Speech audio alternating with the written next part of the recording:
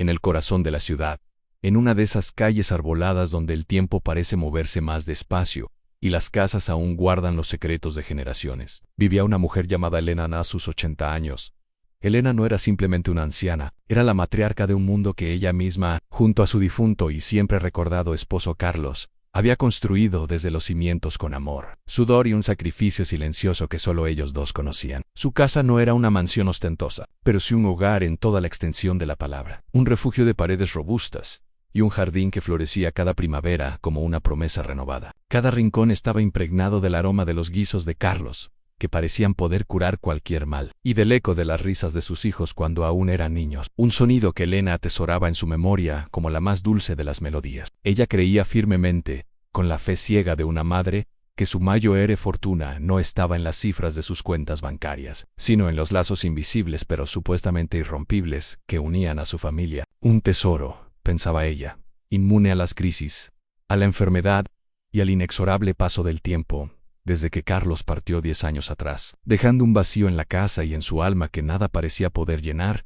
Elena había volcado toda su existencia, cada gramo de su energía, en sus dos hijos, en Ricardo y Sofía. Eran su sol y su luna, el propósito que la hacía levantarse cada mañana. Ricardo el mayor era un hombre de negocios con una ambición voraz que Elena, en su infinita ternura, confundía con determinación y coraje. Sofía, la menor, delicada y soñadora, poseía un gusto por la belleza y el lujo que Elena, con orgullo, interpretaba como sensibilidad artística. Para ellos, nunca hubo límite. Con el patrimonio que Carlos y ella habían amasado durante 50 años de trabajo incansable, desde una pequeña y humilde tienda de barrio hasta convertirse en una próspera distribuidora de alimentos, Elena financió sin dudar cada uno de sus sueños, cada uno de sus caprichos. Pagó los másteres más prestigiosos en el extranjero para Ricardo, creyendo que invertía en un futuro brillante. Financió la costosísima escuela de diseño de modas para Sofía, imaginando sus creaciones en las pasarelas de París. Las dio la entrada para sus apartamentos de lujo en el centro,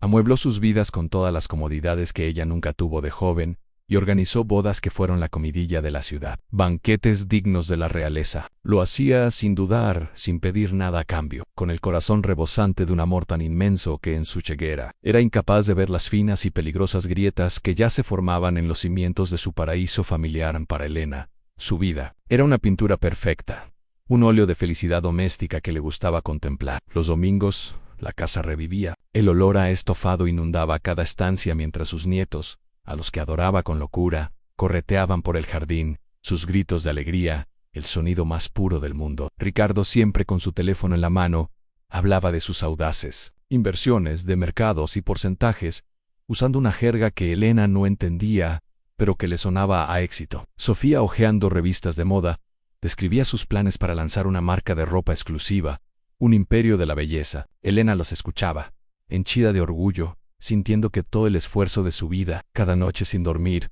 cada preocupación, había merecido la pena. Se veía a sí misma como la raíz fuerte y profunda de un árbol frondoso, nutriendo a sus ramas para que alcanzaran el cielo. No quería ver que para esas ramas, la raíz se estaba volviendo un simple recurso a explotar, un pozo cuyo fondo creían inagotable y eterno. Una tarde de otoño, mientras las hojas doradas y rojizas caían en el jardín creando una alfombra melancólica sobre el césped, Ricardo y Sofía pidieron hablar con ella seriamente. Llegaron juntos, con carpetas de cuero bajo el brazo, y sonrisas tan perfectamente ensayadas que parecían sacadas de un anuncio. Se sentaron a su lado en el sofá de terciopelo verde, el mismo donde tantas veces se habían acurrucado de niños para escuchar los cuentos de su padre. Mamá, comenzó Ricardo con un tono grave y protector, un tono que había perfeccionado en sus reuniones de negocios. Hemos estado pensando mucho en ti. El mundo es cada vez más complicado, las leyes cambian, los impuestos suben, es demasiado para que lo gestiones tú sola. Sofía tomó la mano de su madre, sus y unas largas y perfectamente cuidadas, contrastando con la piel arrugada y manchada por la edad de Elena. Una piel que contaba la historia de su trabajo. Queremos ayudarte, mamá. Queremos cuidar de ti y de todo lo que tú y papá construisteis con tanto esfuerzo. Queremos que descanses, que disfrutes, que no te preocupes por absolutamente nada. Sobre la mesa de caoba pulida deslizar en una pila de documentos gruesa y son solo unos papeles rutinarios, dijo Ricardo, quitándole importancia con un gesto lánguido de la mano, en una simple firma. Un poder para que podamos gestionar todo por ti y para que todo sea más fácil, más seguro, más eficiente. Elena los miró a los ojos, buscando a sus niños. Vio en sus rostros la imagen distorsionada de los pequeños que había criado, no la de los depredadores en los que se habían convertido. En sus ojos no vio la codicia fría y afilada, sino una supuesta preocupación, y en su corazón,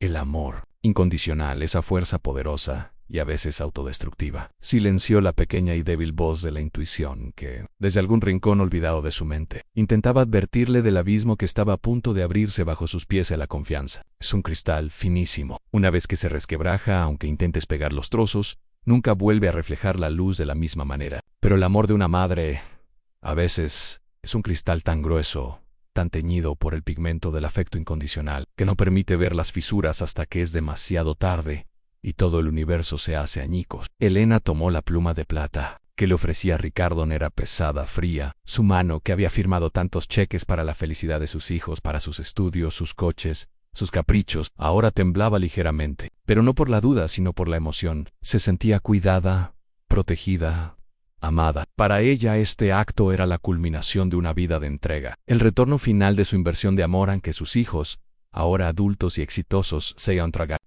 Claro, hijos míos, dijo con la voz quebrada por la ternura, una ternura que a ellos les resultó indiferente. Si es para ayudar, si es para vuestra tranquilidad, por supuesto que sí. No leyó ni una sola cláusula, ni se le pasó por la cabeza.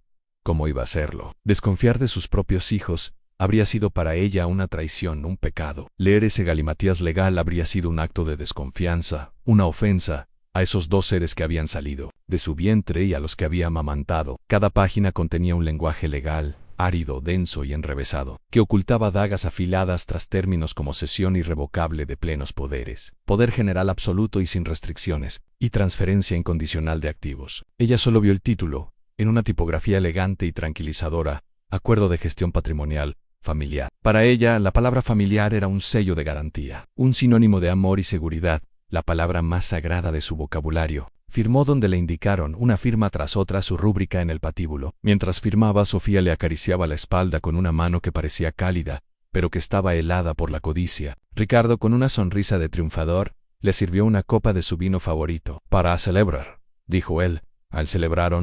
Celebraron la transacción más brillante y cruel de sus vidas. Elena brindó por el futuro y la unidad de su familia. Ambos brindaron por su éxito, por su nueva e inmensa fortuna. Los días inmediatamente posteriores a la firma transcurrieron con una normalidad artificial, cuidadosamente orquestada. Las llamadas de sus hijos se volvieron incluso más frecuentes, sus visitas más regulares. Le traían flores, sus pasteles preferidos de la confitería del centro. ¿Ves, mamá? Era para esto, decía Sofía con una sonrisa radiante, para tener más tiempo para ti, para lo que de verdad importa, no para el papeleo aburrido. Y Elena, en su burbuja de felicidad, se lo creía. Se sentía como la reina madre de un reino próspero y feliz, una matriarca venerada. Pero empezaron a suceder cosas extrañas, pequeños detalles discordantes que, como piedras afiladas en el zapato, le causaban una molestia indefinida, una inquietud que no sabía cómo nombrar. Un día su jardinero de toda la vida, un hombre que conocía cada rosa del jardín, le dijo con los ojos llorosos que ya no requerían sus servicios, que la nueva administración había contratado a una empresa de paisajismo más eficiente, le explicó Ricardo. Otro día, la mujer que la ayudaba con la limpieza desde hacía 20 años, fue despedida de la misma manera. Estamos optimizando gastos, mamá. Es la clave del éxito. La eficiencia, pontificaba Ricardo por teléfono, con una voz que a Elena le sonó un poco más fría, más metálica, más distante. Luego, su coche, el viejo pero fiable sedán que Carlos le había regalado en su 50º cumpleaños, desapareció del garage. Lo hemos vendido, mamá, le informó Sofía con naturalidad. Ese coche era un peligro. Además, ya no estás para conducir. Es por tu seguridad. Si necesitas ir a algún sitio, nos llamas y te llevamos en un momento. Las llamadas de Elena, sin embargo, empezaban a encontrar buzones de voz con una frecuencia alarmante. Las excusas se acumulaban cada vez más vagas, más impersonales. Estoy en una reunión importante, te llamo luego, tengo un viaje de negocios inesperado, estoy en un atasco terrible. La casa, su hogar, su nido, empezó a sentirse extrañamente vacía, inmensa, silenciosa. El eco de sus propios pasos sobre el mármol del vestíbulo le devolvía una soledad helada que no conocía la pintura perfecta de su familia.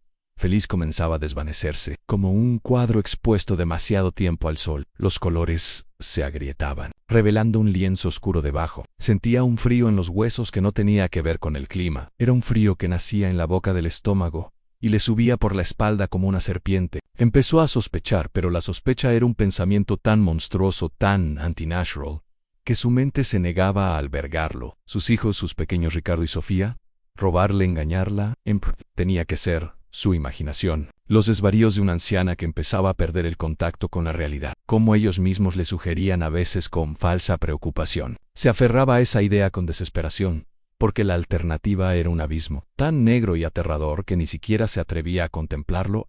El día del juicio final no siempre llega con trompetas celestiales y terremotos. A veces llega en una mañana soleada de martes, envuelto en el silencio de un coche de lujo de cristales tintados que se detiene, como una pantera negra, frente a tu casa. Elena estaba en el jardín, intentando cuidar de sus rosales, los últimos que el jardinero despedido había plantado y que ella se negaba a dejar morir. Fue entonces cuando vio el coche. De él bajaron Ricardo y Sofía. No sonreían. Sus rostros eran máscaras de una eficiencia fría y distante, como los de dos extraños que vienen a ejecutar un desahucio. Llevaban ropa cara, trajes de diseñador, pero a los ojos de Elena de repente parecieron estar vestidos con la más absoluta miseria moral que jamás había presenciado en mamá. «Tenemos que hablar», dijo Ricardo, sin siquiera rozarle la mejilla con un beso. Su voz era la de un gerente a punto de anunciar un despido masivo. Entraron en la casa. Elena notó que ya no olía a hogar, a cera de muebles y a bizcocho. Olía a cerrado, a abandono, a un lugar que ya no tenía alma. En el salón, sobre la mesa de caoba, donde siempre había fotos familiares, ahora solo había una carpeta de cuero, con el logo brillante de una agencia inmobiliaria de lujo. «Hemos vendido la casa», soltó Sofía, mientras examinaba la manicura con un interés fingido, como si estuviera comentando el tiempo.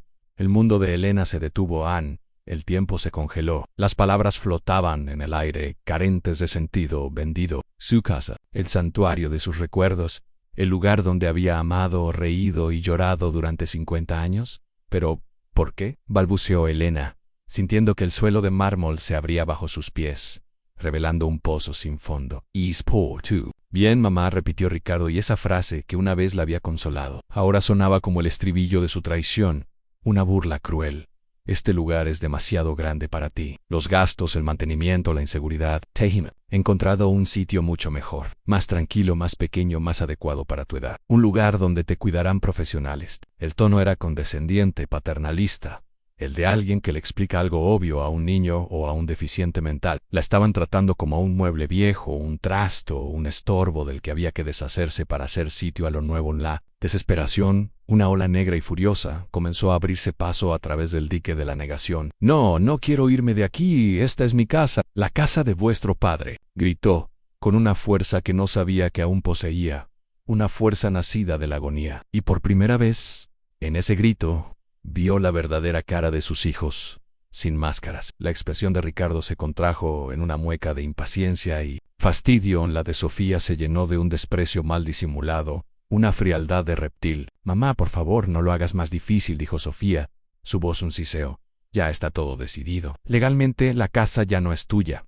De hecho, nada de esto lo es». Y entonces, como un relámpago que ilumina un paisaje de pesadilla, Elena comprendió la firma. Los papeles no era una ayuda. Era el robo más perfecto y cruel, perpetrado no por ladrones en la oscuridad de la noche, sino por su propia sangre. A la deslumbrante luz del día no le dieron tiempo a reaccionar, a llorar, a asimilar la magnitud del cataclismo. «Hemos hecho una pequeña maleta con tus cosas imprescindibles», dijo Sofía, señalando con un gesto displicente una maleta de plástico barato junto a la puerta. Elena miró a su alrededor, a su vida, 50 años de existencia, de recuerdos, de amor reducidos a una maleta de 20 kilos, sus muebles, sus libros, las fotografías, el sillón de lectura de Carlos. Todo sería vendido, liquidado, convertido en frío dinero para financiar los lujos y los vicios de sus verdugos. Dos enfermeros, hombres grandes de rostros inexpresivos y batas blancas, entraron en la casa sin llamar. Ricardo les hizo un gesto seco con la cabeza. Se acercaron a Elena. Ella intentó resistirse, aferrarse al marco de la puerta como una náufraga. «A su tabla, por favor, hijos, por favor. No me hagáis esto», suplicó, con la voz rota, las lágrimas corriendo por el mapa de arrugas de su rostro.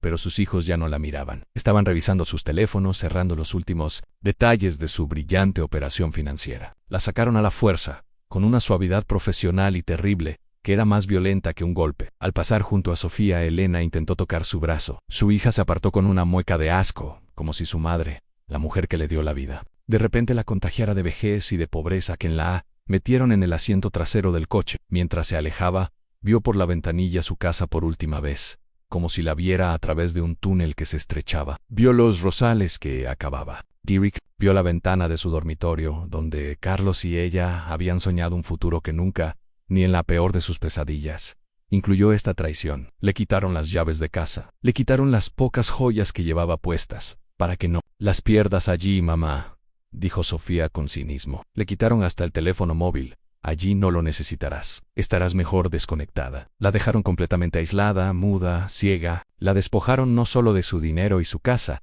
sino de su identidad, de su pasado, de su presente y de su futuro. La estaban enterrando en vida, y ellos mismos sostenían las palas.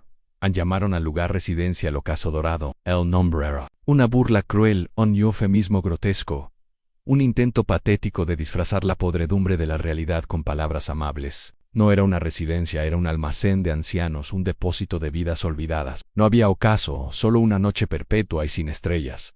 Y desde luego, no tenía nada de dorado. Era un edificio gris, de arquitectura funcional y brutalista, encajado en un barrio industrial en las afueras de la ciudad. El aire no olía a flores ni a hierba recién cortada, sino a desinfectante barato, a comida hervida, y a esa tristeza rancia y penetrante que se adhiere a las paredes de los lugares sin amor. Este era el lugar tranquilo y adecuado que sus hijos habían elegido para ella, un lugar para olvidar, y sobre todo, para ser olvidada. Un agujero negro donde su existencia simplemente dejaría de ser un problema. La habitación de Elena era un cubículo más pequeña que el cuarto de baño de su antigua casa, una cama con un colchón hundido que olía a otros cuerpos, a otras desesperaciones, un armario metálico abollado, y una pequeña ventana con barrotes gruesos y oxidados que no daba a un jardín, sino a una pared de ladrillo cubierta de moho. Esa era su nueva vida. Las paredes, de un color indefinido entre el beige y el gris hospital, parecían sudar la desesperanza de todos los que habían pasado y muerto por allí antes que ella. No había fotos familiares, ni libros, ni flores, solo el silencio, la penumbra y el eco constante de su propia desgracia. Los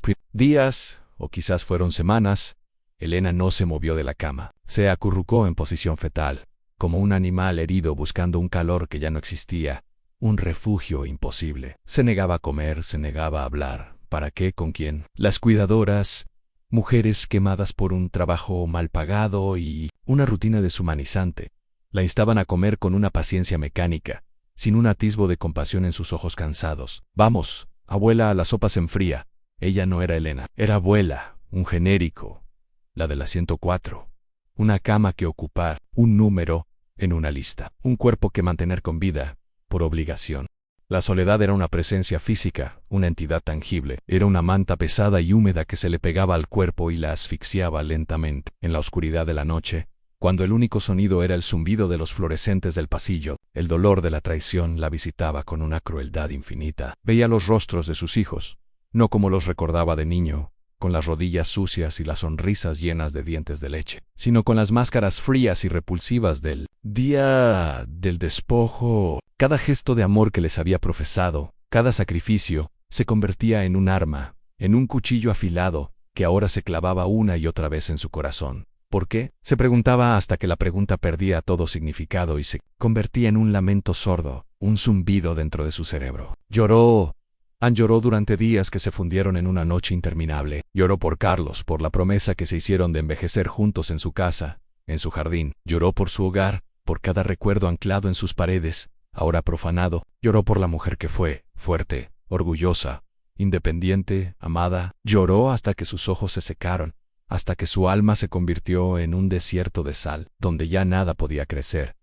Tocó fondo. El abismo le había engullido por completo. Ya no había nada debajo. El dolor era tan inmenso, tan absoluto, que empezó a parecerle una liberación la idea de que todo terminara al dejarse ir. Déjà de sumirse en la nada, ¿no? Donde ya no habría recuerdos, ni dolor, ni amor, ni traición. Miraba los barrotes de la ventana y ya no veía una prisión, sino una tentación, una puerta de salida. Una noche, mientras el zumbido del edificio parecía más fuerte que nunca, y la luna proyectaba las sombras de los barrotes sobre su cuerpo como los huesos de un esqueleto, tomó una decisión. No lucharía más, se entregaría al olvido. Cerró los ojos con fuerza, intentando borrar el mundo. Pero incluso en esa oscuridad autoimpuesta, un rostro se negó a desaparecer. No era el de Ricardo ni el de Sofía, era el de Carlos, su amado Carlos, mirándola no con pena, sino con una chispa de esa vieja terquedad que tanto amaba de él, esa que lo hacía luchar por lo que era justo. Y en el silencio absoluto de su mente, creyó oír su voz, un susurro, lejano pero increíblemente claro. Todavía no, mi Elena, nuestra historia no acaba así. Todavía no. En el universo, en su infinita sabiduría, tiene un equilibrio misterioso. A menudo, cuando la oscuridad es más absoluta, cuando la noche es más profunda, y parece que el sol no volverá a salir jamás, es cuando hasta la más diminuta y humilde de las luces puede brillar con la fuerza de una supernova. Para Elena, esa luz inesperada llegó con el rostro de una joven llamada Isabel. Isabel era una de las enfermeras del turno de noche, una recién llegada, aún no contaminada por la atmósfera del lugar. A diferencia de las demás, sus ojos no estaban velados por el cinismo, el resentimiento ni el agotamiento. Tenía 20 y pocos años y una sonrisa que parecía completamente fuera de lugar en aquel purgatorio de almas cansadas. Veía a los residentes, no como números, no como una carga, sino como lo que eran personas, con una historia, con un nombre. Veía a Elena en una noche, mientras Elena tiritaba bajo la fina y áspera manta, más por el frío del alma que por la temperatura de la habitación. Isabel entró en su cubículo.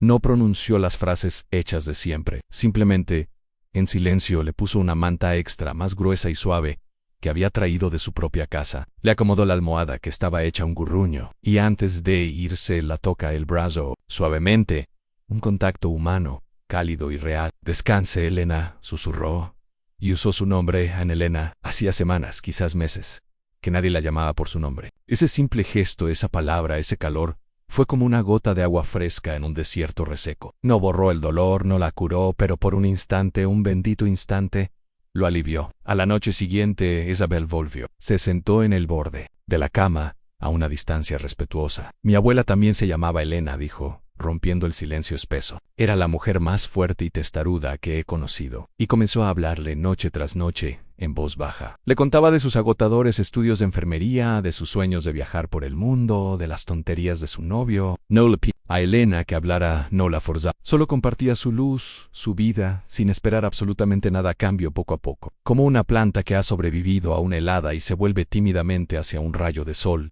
Elena empezó a escuchar. La voz de Isabel era un ancla en su deriva hacia la nada en giro de vida. Empezó a tomar la sopa, primero una cucharada con esfuerzo, luego dos. Un día, cuando Isabel le contaba un chiste terriblemente malo sobre médicos, una leve sonrisa, la primera en una eternidad, se dibujó en los labios de Elena. Fue un movimiento muscular casi olvidado, torpe, pero fue una victoria, un acto de rebelión contra la desesperanza. La rendición total que había planeado se pospuso indefinidamente. El susurro de Carlos en su mente y la presencia de Isabel en su vida habían encendido una chispa minúscula pero tenaz en las cenizas húmedas de su espíritu, animada por esa nueva y frágil energía.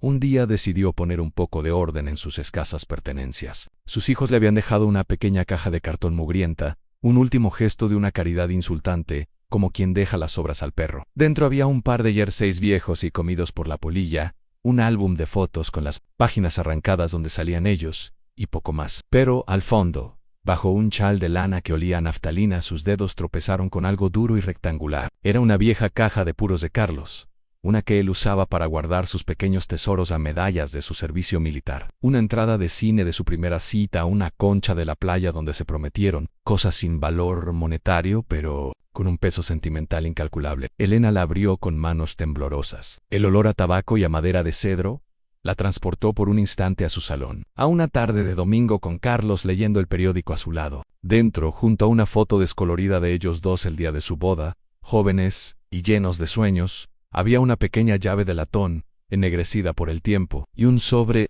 doblado y amarillento. En el sobre, la caligrafía elegante y firme de Carlos, que reconoció al instante, decía: «Ampara mi Elena, por si el lobo alguna vez llama a la puerta».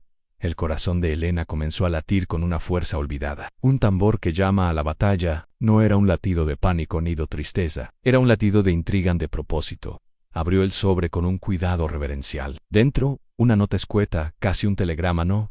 El roble más fuerte tiene las raíces más profundas. Nunca olvides nuestras raíces. Gardemiuvos, el ancla. Caja 113. La llave de tu corazón es la más importante. Pero esta otra también ayuda a abrir puertas. Elena no entendió el mensaje por completo en ese momento, pero una palabra resonó en su interior con la fuerza de un Gong and Roses. Y la pequeña y fría llave en la palma de su mano se sintió de repente pesada, densa, como si estuviera hecha de oro macizo. Aquello no era el final. Quizás, solo quizás, era el principio de algo terrible y maravilloso. En la esperanza es un músculo. Si no se usa, se atrofia hasta desaparecer. Pero con un poco de ejercicio, con un solo estímulo, puede recuperar una fuerza asombrosa, una potencia capaz de mover montañas. La nota de Carlos fue el primer movimiento. Ahora, Elena necesitaba un plan. Sabía que no podía hacer nada encerrada en esa jaula. El ocaso dorado era una fortaleza, pero hasta las mejores prisiones tienen sus puntos débiles, sus grietas. El de esta era la compasión, la humanidad de una joven llamada Isabel. Una noche, con una voz que había recuperado parte de su antiguo timbre de mando, Elena le contó todo. La traición, el despojo, el dolor, la desesperación, la caja, la llave, la nota misteriosa. No omitió ningún detalle, por humillante que fuera. Isabel escuchó en silencio, su rostro juvenil pasando de la sorpresa a la más profunda indignación. Y finalmente, a una feroz y decidida lealtad. Cuando Elena terminó, Isabel apretó los puños. «Tenemos que sacarla de aquí», dijo, su voz un susurro cargado de determinación. «Aunque sea por unas horas, aunque me cueste el trabajo». El plan era arriesgado, casi una locura, pero en su simplicidad residía su genialidad. Isabel trabajaba 3 noches seguidas, y luego libraba 2 días. En su último turno le diría a la supervisora, una mujer agria y desconfiada, que Elena tenía una cita médica impostergable a primera hora de la mañana, un seguimiento con un especialista cardíaco ficticio, en el otro extremo de la ciudad. Falsificaría los papeles del supuesto volante médico, usando sus conocimientos para que pareciera auténtico. Al día siguiente, en su día libre, vendría a buscarla en su pequeño y destartalado coche utilitario, aparentando ser una voluntaria de una ONG que la llevaba a la cita. El riesgo era enorme. Si las descubrían, Isabel perdería su trabajo. Su licencia, y Elena sería puesta bajo una vigilancia aún más estricta, probablemente sedada, su única ventana al mundo cerrada para siempre. Pero la alternativa, la inacción, la lenta rendición, en esa cama, era ya inaceptable. La mañana de la cita, Elena sintió un miedo que casi la paraliza, pero era un miedo diferente al que había sentido hasta ahora. No era el miedo a la soledad o al dolor, era el miedo a la acción y la libertad, a la esperanza. Era el miedo a la vida. Isabel llegó, puntual y con el rostro pálido por los nervios, pero con una sonrisa tranquilizadora. Lograron salir por la puerta principal sin levantar sospechas, con la supervisora deseándoles suerte, con un gruñido. Para Elena, respirar el aire de la calle, sentir el sol tibio en la cara después de tantos meses de penumbra, fue una experiencia abrumadora, sensorial, casi dolorosa. Fue como volver a nacer. El guardamuebles, el ancla, estaba en un polígono industrial decrépito, un lugar olvidado por el tiempo, un cementerio de objetos. El encargado, un hombre mayor y desconfiado, miró la llave y el viejo contrato con escepticismo, pero tras revisar un libro de registros polvoriento, las llevó sin decir palabra hasta un pasillo oscuro y lleno de telarañas. La caja 113 anel. Corazón de Elena martillaba contra sus costillas. La llave de latón giró en la cerradura con un chirrido agudo que pareció despertar a los fantasmas del pasado. Dentro del guardamuebles no había oro ni joyas ni dinero en efectivo. Había algo mucho más valioso, mucho más poderoso. Varios archivadores de metal, perfectamente ordenados y etiquetados con la caligrafía de Carlos. Dentro, Elena encontró un arsenal, los documentos originales de la constitución de la empresa, que fundó con su esposo, los balances de los primeros años, las cartas de agradecimiento de los proveedores y, lo más importante, la escritura original de un terreno, un pedazo de tierra grande, comprado hacía casi 50 años en un pueblo costero que en aquel entonces no era más que una aldea de pescadores y dunas de arena. Elena lo recordaba perfectamente. Carlos lo había comprado por una miseria. Para cuando nos jubilemos y queramos vivir viendo el mar, solía decir con una sonrisa soñadora, un sueño que la vida y el trabajo les impidieron cumplir. Sasji, en su avaricia apresurada, se habían centrado en las cuentas bancarias, las propiedades urbanas, las acciones, lo líquido, lo obvio. Habían ignorado aquel papel viejo, aquel terreno inútil y olvidado pero había más. En el fondo, bajo los archivadores, había una colección de diarios encuadernados en cuero, los diarios de Carlos. Elena nunca supo que los escribía. Con el corazón en un puño y los ojos llenos de lágrimas, abrió el último. Las páginas estaban llenas de su amor incondicional por ella, pero también, en las anotaciones de los últimos años, de una creciente y dolorosa preocupación. Ricardo solo habla de dinero. Su corazón se ha vuelto una calculadora que solo suma y resta beneficios, escribió Carlos un día. Sofía vive en un mundo de apariencias. Le aterra que la gente no piense que es rica y exitosa. Es esclava de la opinión ajena, anotó en otra página. Amo a mis hijos con toda mi alma, pero temo que su ambición los ciegue y los destruya. Rezo para que nunca te hagan daño, mi Elena, mi amor. Pero si lo hacen, he dejado nuestras raíces a buen recaudo. El viejo roble siempre cuida de su nido. Y en la última página, una nota final, como un testamento secreto. Ansí, alguna vez lees esto, es que el lobo ha llamado a la puerta. No estás sola, llama a Javier Herrera. Sigue siendo mi mejor amigo. Sigue siendo el mejor y más implacable abogado de este país.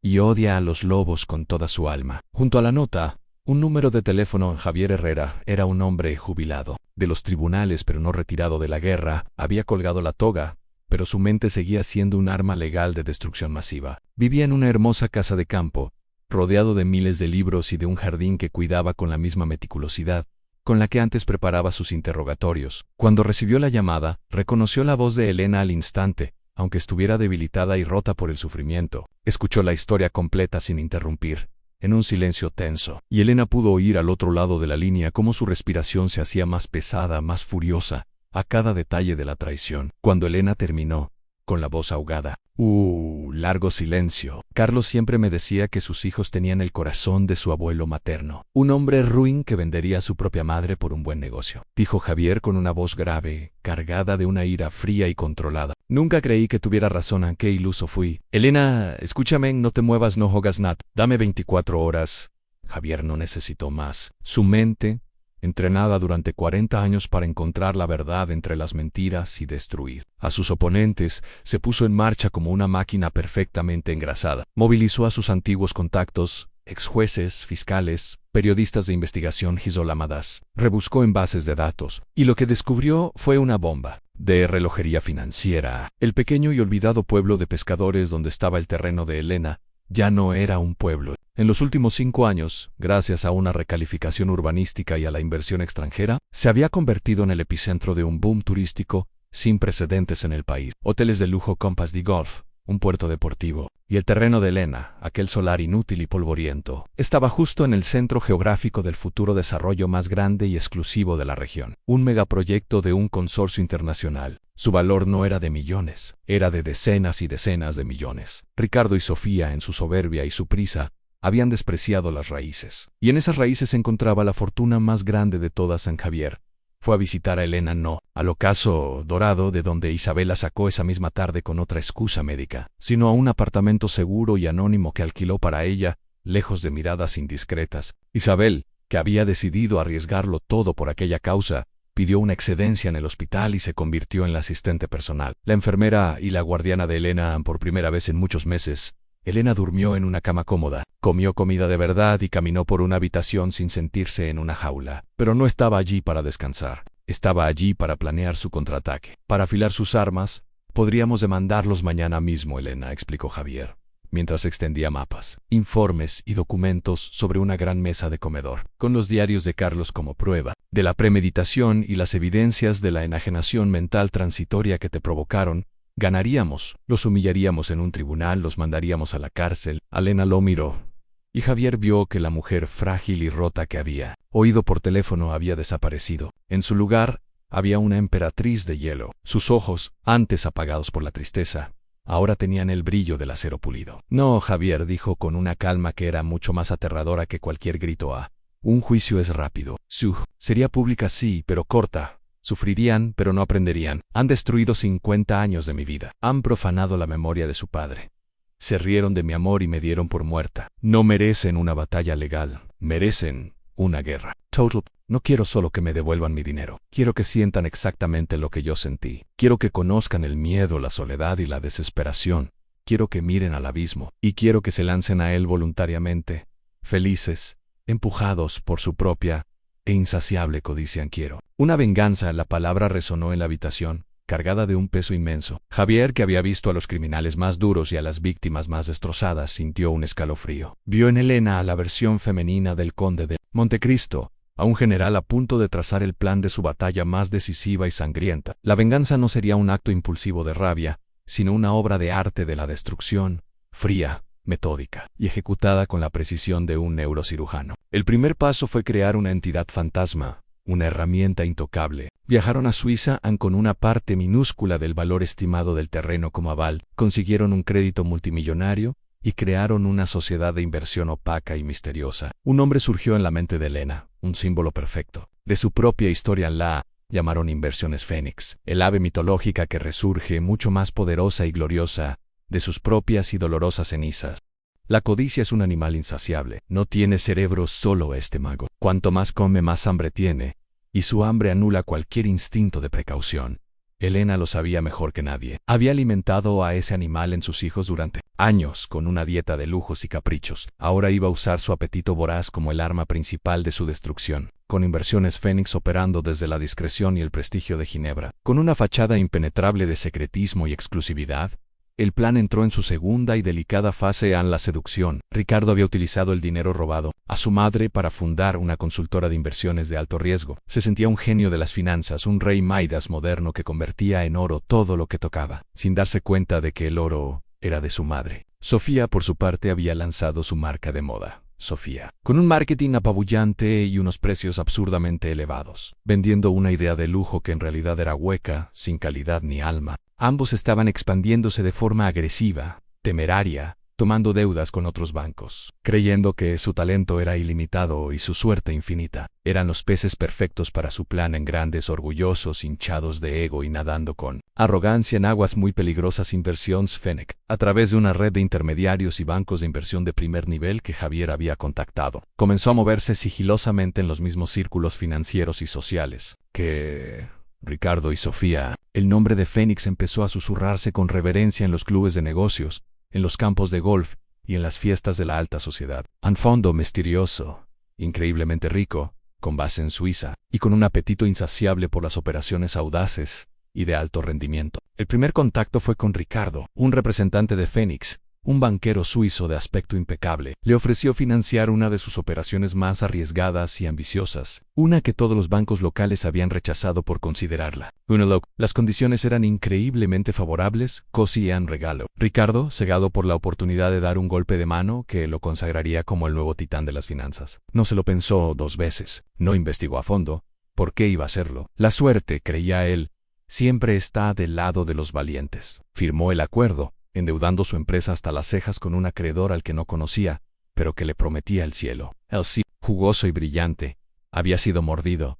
Luego, le llegó el turno a Sofía. Su marca de moda era en realidad un castillo de naipes. Gastaba fortunas en fiestas de lanzamiento, en pagar a influencers para que lucieran sus diseños y en aparecer en revistas de sociedad. Gastaba mucho más de lo que ingresaba. Estaba, aunque nadie lo sabía, al borde de la suspensión de pagos, manteniendo las apariencias con una desesperación feroz. Fénix se le acercó de una manera más sutil, a través de un supuesto mecenas del arte y la moda, un hombre que Fénix había contratado. Este mecenas le habló del interés del fondo en invertir en marcas con potencial disruptivo. Le ofrecieron una inyección de capital masiva, una cifra con tantos ceros que Sofía casi pierde el conocimiento. Le permitiría expandirse internacionalmente, abrir tiendas insignia en París, Milán y Nueva York a cambio. Fénix tomaría una participación silenciosa en su empresa y se convertiría en su único acreedor, consolidando toda su deuda. Sofía lloró de alegría. Su sueño de ser una diseñadora de fama mundial, una leyenda, estaba al alcance de su mano. Se sintió validada, una visionaria incomprendida cuyo genio era por fin reconocido por los que de verdad entendían. Ella misma la soga al cuello, con una sonrisa de felicidad, creyendo que era el más exclusivo collar de diamantes. Mientras tanto, Elena observaba todo desde la distancia, como una diosa en el Olimpo. Ya no vivía en el apartamento seguro, sino en una espectacular villa en la costa, cerca de su terreno, supervisando los estudios preliminares para su propio y verdadero proyecto. Se había cortado el pelo, vestía con una elegancia sobria y atemporal y pasaba las mañanas caminando por la playa, sintiendo la arena bajo sus pies, sintiéndose viva de nuevo. Había recuperado peso y el color saludable había vuelto a su rostro, pero su transformación más profunda era interna. Cada informe que Javier le presentaba sobre cómo sus hijos se hundían más y más en la trampa que les había tendido no le producía alegría, sino una especie de paz gélida, satisfacción de un artesano que ve cómo su obra maestra funciona con una precisión impecable. Estaba tejiendo una telaraña de seda y acero, hermosa y mortal, y sus hijos, como dos moscas ebrias de néctar, volaban directamente y sin dudar hacia el centro, hacia la araña que esperaba pacientemente el siguiente acto de la ópera de Elena. De su gran venganza no se desarrollaría en los despachos de los bancos de inversión, sino en el implacable teatro de la opinión pública. La venganza, para ser completa, para ser satisfactoria, no solo debía ser financiera, debía ser moral, una sentencia social que destruyera el único activo que sus hijos valoraban de verdad, más que el dinero en su reputación, su estatus en Elena. Sabía que para la gente como Ricardo y Sofía, la irrelevancia, el no ser nadie, era un destino peor que la propia muerte. Iba a convertirlos en fantasmas sociales, en apestado San Javier. Siguiendo las instrucciones precisas de Elena, contrató a una de las mejores y más discretas agencias de relaciones públicas de Europa. Le dio a su director una instrucción muy clara y un presupuesto ilimitado a crear una leyenda. La agencia comenzó a filtrar, con una sutileza magistral, como gotas de veneno en un banquete, una historia a los medios de comunicación más influyentes, a los columnistas de más prestigio. Era la historia de una misteriosa filántropa, una anciana que, tras sufrir una terrible tragedia familiar no especificada, había resurgido de la nada para construir un imperio financiero desde cero. El personaje, al que los periodistas, faltos de un nombre real, apodaron la Dama Fénix, se convirtió en un enigma fascinante, en la comidilla de los círculos de poder. Nadie conocía su nombre real ni había visto su rostro. Sadie Q. Vivía recluida, pero que su generosidad no tenía límites. Y aquí venía el golpe maestro de la estrategia. La Dama Fénix, según los artículos que aparecían en las páginas de Economía y Sociedad, estaba obsesionada con una única causa: la dignidad y el cuidado de los ancianos. Estaba invirtiendo cientos de millones de su fortuna personal en la creación de una red de residencias de lujo para personas de la tercera edad, y aquí estaba la clave, habían sido despojadas o abandonadas por sus propias familias. Los artículos, escritos por los mejores periodistas, describían con un detalle espeluznante las condiciones de lugares como el Ocaso Dorado, contrastándolos con el paraíso terrenal que la Dama Fénix estaba construyendo. Se publicaron entrevistas anónimas con ancianos abandonados. Se hablaba de hijos desalmados, de la epidemia silenciosa de la soledad, de la crueldad de la codicia que rompe los lazos más sagrados. Ricardo y Sofía leían estos artículos, al principio con la indiferencia de quien lee sobre un mundo que no es el suyo, luego, con una extraña fascinación. «Qué historia más increíble», comentó Ricardo a su hermana un día, durante un almuerzo en un restaurante de moda. «Seguro que es una vieja loca que tuvo un golpe de suerte, pero la idea de las residencias es brillante, una imagen pública impecable». Sofía se rió, con su risa de cristal. «Pobres viejecitos abandonados». «Qué triste», dijo. Antes de pedir otra botella del champán más caro de la carta, estaban tan inmersos en su propio universo de éxito y glamour, tan absolutamente convencidos de su propia superioridad moral y de su inteligencia, que eran estructuralmente incapaces de conectar los puntos. La historia de la Dama Fénix era para ellos un entretenimiento, un cuento de hadas lejano. No podían ni empezar a imaginar que la protagonista de esa leyenda era su propia madre, y que cada palabra que leían era un clavo más cuidadosamente colocado en el ataúd de su vida social.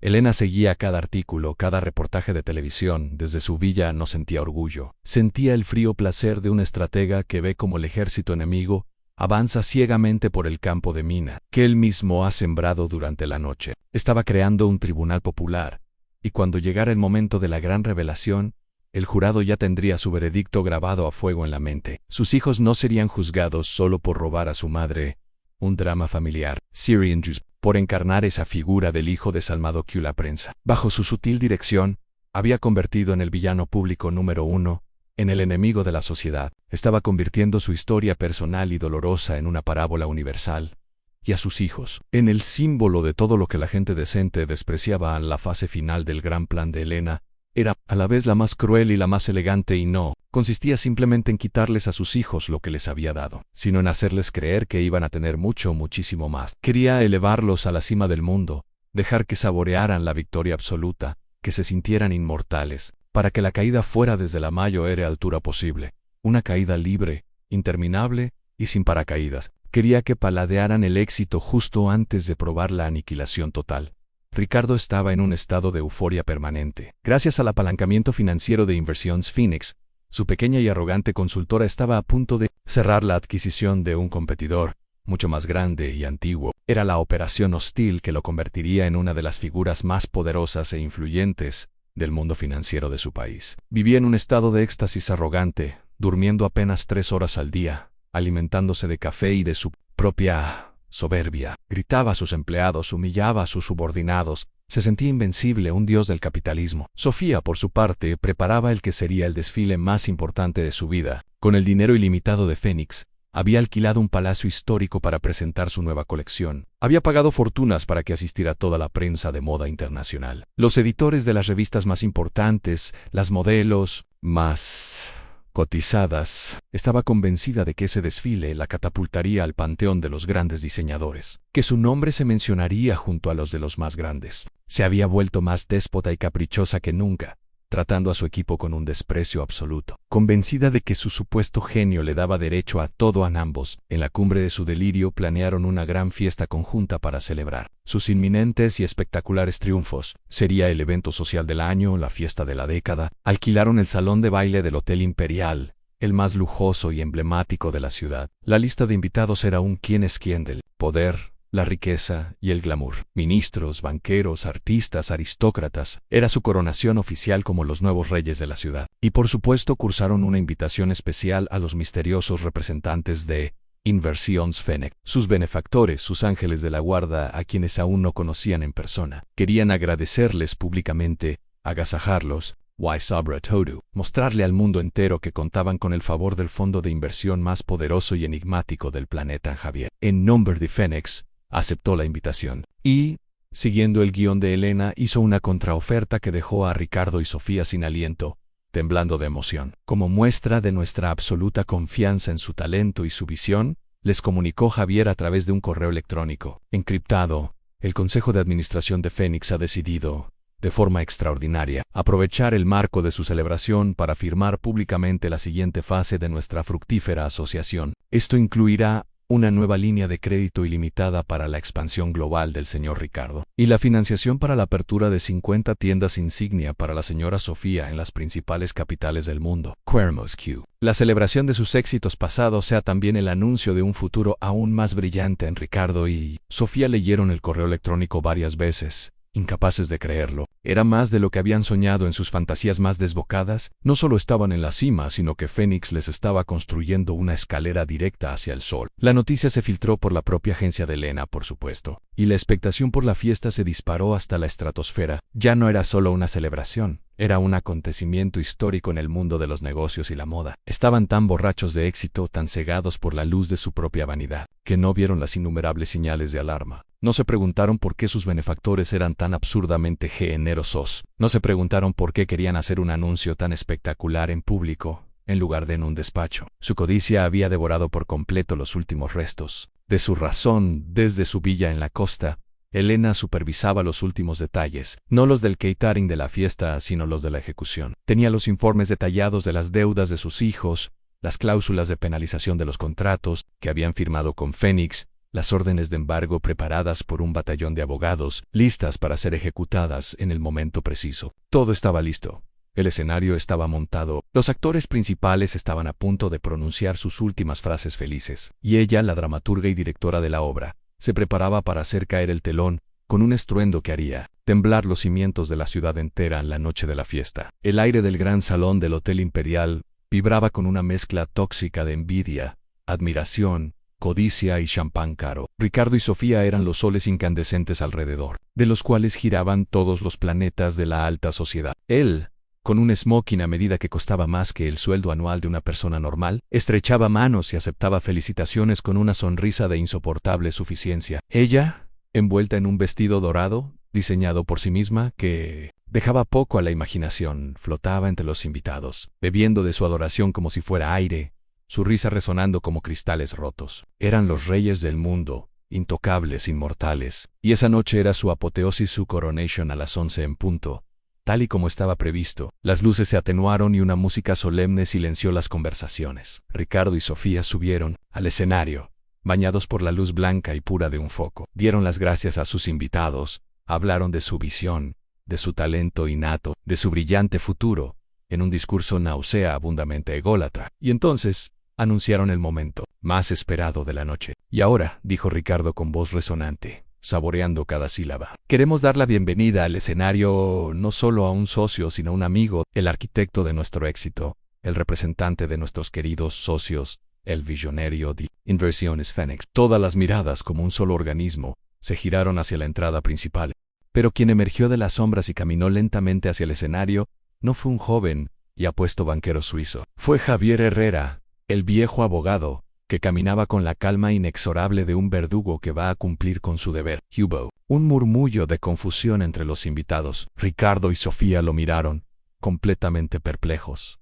¿Quién era ese viejo? Honera. Buenas noches, dijo Javier con una voz amplificada por los altavoces, una voz serena, pero con un filo de acero que heló la sangre de los dos hermanos en el escenario. Mi nombre es Javier Herrera, y no vengo a firmar ningún contrato.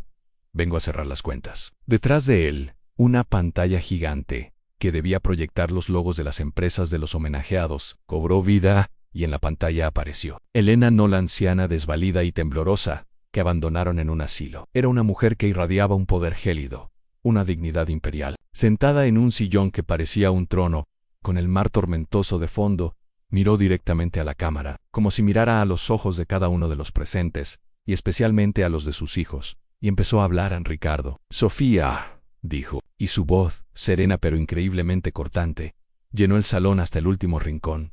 Probablemente no me recordáis. Soy vuestra madre. Un grito ahogado colectivo recorrió la sala. Ricardo y Sofía se quedaron blancos como el papel, como dos estatuas de sal. Sus sonrisas congeladas en muecas de horror puro en Elena narró la historia. Con una calma brutal, con una precisión quirúrgica, detalló el engaño, el despojo, el abandono en el ocaso dorado. La pantalla detrás de ella mostraba pruebas irrefutables. Una a una en copias de los documentos que le hicieron firmar con engaños, fotos de la celda en el asilo, grabaciones de audio de la voz de Carlos, recuperadas, de viejas cintas que guardaba, donde expresaba sus temores sobre la codicia de sus hijos. Luego, la historia dio un giro y la trampa se cerró. Pero subestimasteis a vuestro padre, y me subestimasteis a mí. La pantalla mostró el logo de Inversiones Fénix. El misterioso fondo que ha financiado vuestros sueños soy yo. Cada euro que habéis ganado, cada éxito que habéis celebrado, cada aplauso que habéis recibido, ha sido gracias a mi dinero. El dinero que me robasteis, el clímax, fue devastador, una bomba atómica de humillación. Os di una vida de lujo, me devolvisteis una sentencia de muerte en un asilo. Me. Amor inconditional. Me devolvisteis la más cruel de las traiciones. Así que yo os di una última cosa, una cuerda hecha de oro y de vuestra propia vanidad, para que os ahorcarais vosotros mismos con vuestra propia insaciable codicia. La imagen de Elena se desvaneció, y en la pantalla apareció una orden judicial con sellos y firmas. GST preciso instanchi, anunció Javier con voz firme. Inversiones Fénix, como acreedor principal y único, ejecuta la totalidad de las deudas de las empresas del señor Ricardo y la señora Sofía. Todos sus activos personales y corporativos, cada casa, cada coche, cada cuenta bancaria, quedan embargados para saldar una mínima parte de lo que deben. Señoras y señores, están ustedes contemplando en directo la más absoluta y merecida bancarrota. En el silencio en el salón era total, denso, sepulcral. Luego se rompió, no con aplausos, sino con el sonido de cientos de móviles. Los invitados, sus amigos, estaban grabando, tuiteando, enviando mensajes. La humillación no era privada, era global, viral, instantánea. Ricardo, incapaz de procesar la magnitud de la catástrofe, cayó de rodillas en el escenario, con la boca abierta en un grito mudo y agónico. Sofía, con un gemido, se desmayó, su vestido dorado ahora un sudario patético. El telón había caído. La obra había terminado, y los villanos habían recibido su castigo no a manos de un dios lejano y abstracto, sino de la mujer a la que habían intentado borrar de la existencia. Dicen que la venganza es un fuego que, si no se controla, acaba consumiendo también a quien lo en sí. Pero la venganza de Elena no nació del odio puro, un sentimiento que destruye todo lo que toca. Nació de un amor profanado, de un dolor insondable y de una inquebrantable necesidad de justicia. Y por eso, una vez que el fuego cumplió su propósito purificador, se extinguió, dejando tras de sí no un desierto de cenizas y amargura, sino un terreno fértil y limpio para una nueva vida. El escándalo de los hermanos fue monumental. La comidilla del país durante meses. Perdieron todo: el dinero, los amigos, el estatus, el respeto. Se convirtieron en parias, en el ejemplo viviente de la parábola que su madre había tejido con tanto esmero y frialdad. Desaparecieron de la vida pública, hundidos en un mar de deudas, de demandas y, sobre todo, de vergüenza. Elena nunca más preguntó por ellos. Para ella, en su corazón, habían muerto aquella tarde gris en que la abandonaron en el ocaso dorado. En Elena